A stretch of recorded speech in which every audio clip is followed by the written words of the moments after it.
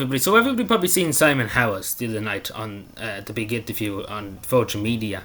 He was talking many things, and he brought up about deportations and self-deportations. Now, obviously, self-deportations mean basically you go off your own accord. The judge orders you to go yourself of your own accord. So basically, you go yourself. You're not forced from the state to move.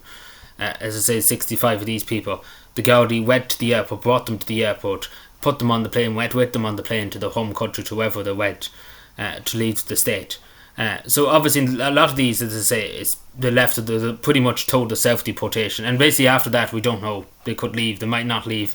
It's the fact of the matter that doesn't work really, because everybody, like as I say, the Gardaí, particularly the immigration sector of An Garda Síochána, are under such pressure to process all these applications, etc., etc. As it says here, take for example, this is to have force beginning of 2024, not even the full year. Only not even half probably were carried out. Because you see here 65 were only forcibly moved. So out of that number, so maybe a few would leave of their own accord, but a lot of people would stay because if there's no penalty or there's no repercussions, because again these people probably never found again, to be totally honest. As I say, 65 of that number were forcibly deported from the state, like from An Garda Síochána's perspective. So again, that's just half the year. So deportation orders in this country work like the majority of them are asked to self-deport, which is very stupid because again, a lot of people can just disappear, and it can happen. People can just disappear into the abyss, and we never find them again. Even though they're not supposed to be in the state, etc., etc. Because it's happening. Because again, there's such a number of people coming in. No country really could deal with it, to be totally honest. And especially we have such a thing with self-deportations, etc., etc. You probably could look now, and there's people that's supposed to be left last year and they're still here, to be totally honest. Because nobody's looked into it. When nobody looks into it, if they know themselves, then nobody's going to ever look about where they've went or did they go. At least with the 65 people, the Gardaí seen them they got on the plane with them, they brought them to the home country. They know they're gone, basically. They can tick that off and say, yeah, that person's gone. But with self-deportations, it could be anybody's guess, really. They could go, it depends. It really just depends on the post. But a lot of people will find loopholes, as I say, just disappear, go somewhere else, go to another part of Ireland where they wouldn't be known, etc., etc. It can happen, and again, it's the fact of the matter that it's not working. The deportation, the immigration system too, is not working. Because as you see here, we're not really a serious country when it comes to that. The self-deportations, again, some people can be genuine, and when they're told to leave, they leave. But a lot of people would try and find some kind of loophole to stay, or trying to just disappear. As I say, it can happen. It's simple as that. We have to acknowledge it. Because the day years ago you could take people at the word, not so much nowadays. Because people, things have changed, unfortunately. Years ago you could trust people to do the thing they said they're going to do. If they pledged to deport themselves, they would do it. But nowadays, you just don't know, unfortunately, nowadays. So this is Michael McMahon and the MEP. So this is a few months ago, as I say, in August. I was recording this video. It's November now. So so this is to do with 2023. Out of the 870, so nearly 900 take us up deportation orders. So this is probably, majority of these are self-deportation orders. You're just asked to leave in your own accord. Only 57 were effective. So out of them 870, the majority of these people are still here. Only 52 were executed and got left. Maybe some of them left of their own accord. Maybe out of them 52, maybe 20 left of their own accord, and the rest were moved by An Garda Síochána. But my point in this is it's not working. And Simon Howes said there's ways of finding out where they are, etc., etc., if they're not deported. It's just the fact, and I think everybody agree, there's that many people coming in. There's 20,000 or 25,000 a year now coming in. And first of all, the process is all, etc., etc. It's atrocious work to have to try and do. They look into their backgrounds, etc., etc. They have a right asylum claim. Take, for example, a woman from Afghanistan come here, has a right, in a way, to be here because she's fleeing the Taliban. You're not so much a man, say, coming from Algeria, take, for example. He really has no really leg. He's coming...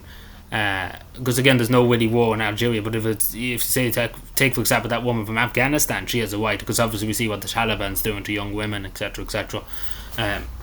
That's understandable in that regard. But take for example a young man coming from Algeria, I don't know what kind of war is happening there, but you get what I'm saying.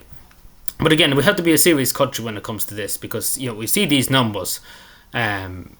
it's not working. So it's that maybe this year it's a bit more. We don't know yet. The full figures haven't come out as far as I know. But the majority of people are asked to self-deport, and that's the problem in this country. That it does. Some people will do it, and I think everyone would acknowledge that. Some people will do it. Some people won't do it.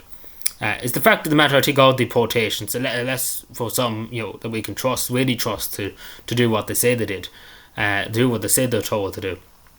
But the majority of these cases, a lot of people just try and find the loophole or try and find some way of walking around it. As I say, if they're say for example, if they're Monaghan now, they can flee down the country to Cork where nobody would know them, etc., etc., and live a life there, etc., etc. Nobody would know any difference.